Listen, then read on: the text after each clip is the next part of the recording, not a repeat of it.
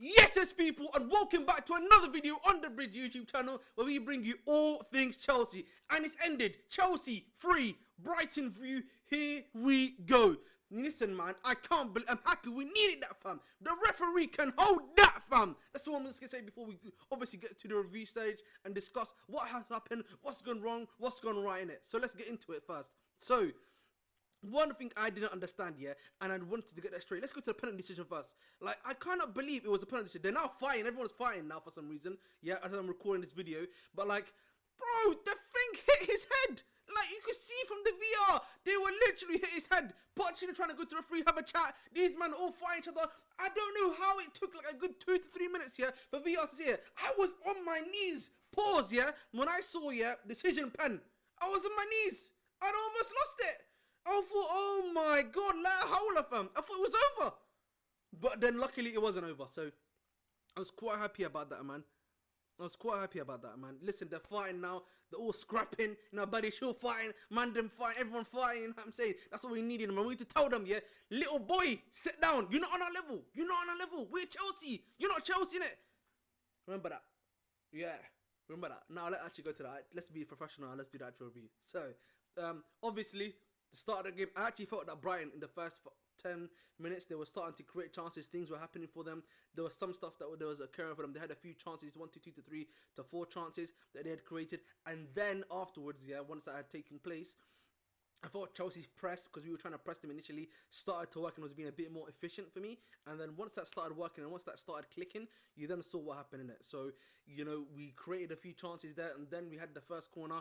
Obviously, my guy, Gallagher, overhit it, and then once that overhit, Badeshi was able to get it, chest, overhead, Enzo Fernandez, 1-0, baby, you know what I mean, 1-0, bruv, my driller, you know what I mean, no GNA, sure, culture camps, you know what I'm saying, man was calling John Shelby, you're being mad, brother, but we mean, man, it is what it is, but, Chelsea, obviously, led the lead 1-0, then literally 3 to 4 minutes later, bang, another cross. Cole was able to get a chest, bang in, and then that made it 2-0 because it was over the line. Gilmore wasn't able to save it. So 2-0 to Chelsea. Big up to my boy Levi Cole, man.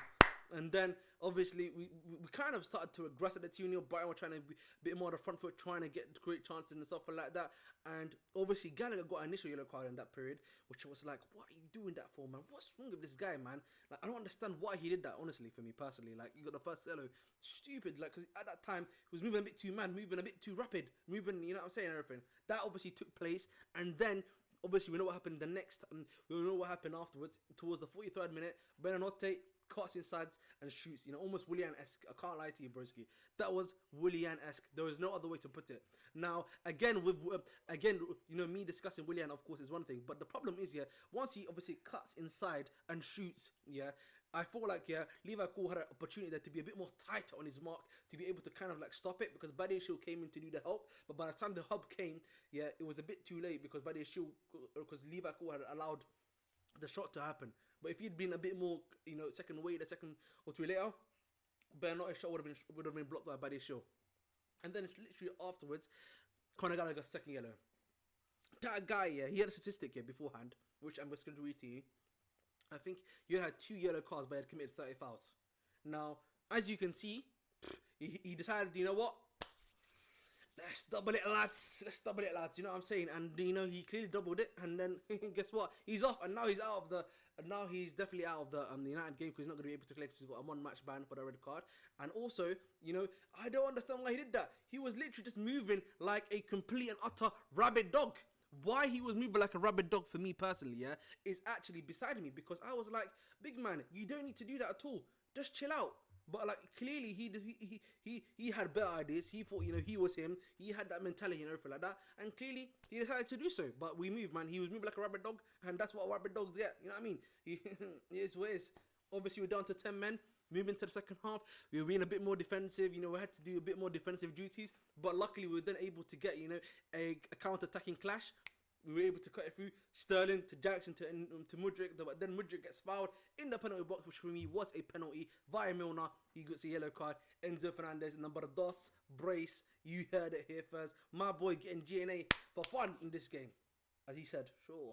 You know what I'm saying? So It was 3-1 at that point. Then we brought on Matson, we brought on Palmer, we brought on Broha to kind of like slow the game down. But then and around about the the 90th minute, 3-2. You know what I mean? Via João Pedro. Obviously that occurred, and then obviously that wasn't great because obviously we were trying to win this game, and with 90 minutes left on the 90th minute with 10 minutes at the time, it's not easy, bro. From that point onwards, we were literally doing last-ditch defending, literally quite. There's no other way to put it other than that. Last-ditch defending, trying to save our skins and everything like that. And then guess what happens? They were trying to say that was a penalty for the Levi Colwill decision, which it could not have been in my personal opinion, because he literally hits him at the head. If you look at the VAR, as I was speaking about earlier, and then the Brighton guys are fighting Levi Colwill. It was getting a bit too hectic, and then the referee had to literally look at the monitor.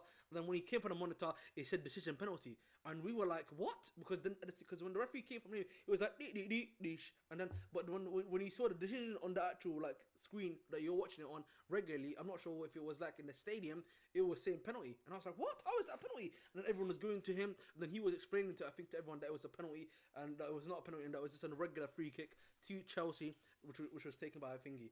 And then obviously after that, not really nothing else occurred, and the match ended. Then Pochettino obviously was going to the ref. There was a little bit of a scuffle. Everyone's getting a bit scuffly, everyone began heated in the moment. But you know what, man? Nothing happened, man. They can absolutely hold that, fam. They can absolutely hold that at the end of the day. So it is what it is. I was very happy about that. I was very happy about that in general. So I can't believe it, bro. We needed this win, and we got the win now. Next game is United. Continue the run, lads. We need, again, as I said to you people on the live stream before, we need 6 to 7 of these games to be won. And United, per prime fixture, we can end the decade run now next onto that one. So this is what I'm saying to you. This is why it's key for us to continue to do so at the end of the day. So we move on. Obviously, speaking of special players, Enzo had a superb game for me personally. Enzo had a superb game for me personally. He was moving, he was reading, he was hooping, and that's what I wanted from him, at the end of the day. So he was able to provide that for me, and I was quite happy about that for him personally, whether it comes down to it personally. So I'm very, very, very happy for Enzo Fernandez. In terms of that one. Next guy, Jackson Eiffel, even though yes he wasn't able to score today, I think he's providing.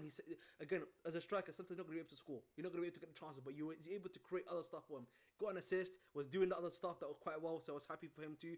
Mudryk had a game. His touch was letting him down, but he still was able to get that pen, which was good for him at the end of the day, which was quite happy for. He had a few moments where he was doing some great work there as well, in my opinion. Same with Sterling, had a pretty good game, I would say. Was really targeting Hinselwood, was able to do what he needed to do there, providing the fact that both wingers had Levi Colwill and Disasi behind them, guys that are not going to even overlap or underlap behind them. So that was very great to see that our wingers were able to at least provide something in the game, to do what they needed to do to win the game at the end of the day. So I was quite happy about that too. Now in regards to the two midfielders, in terms of Gallagher, I don't know why he did that. He did poor from him, and you're holding the armband and you're letting the man them down like that. You can't be doing that.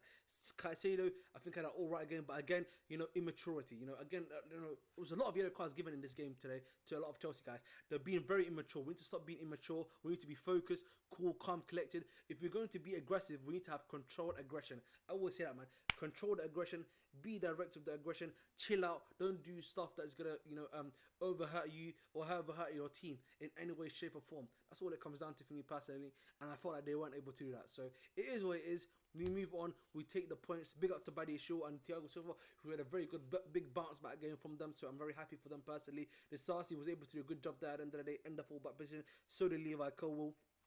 So I'm very happy about that end of the day, man. It's a good performance. We get the 3-2 win. We now go only 3 points behind Brighton now. I think we're now either 10th or 9th. But listen, if you are trying to go for this European spots or even UCL, if this is to be believed, this has to be the start of the run. United has to be another win incoming. Again, the next town, Everton. As I said to you before, this is a long week. 3 games this week. You've already had 1, 2 more to go. We need to continue on this upper trajectory. Obviously, we know Nkunku and Lavia are set to be back probably by United game now, because of the fact that they're probably being run unpredicted.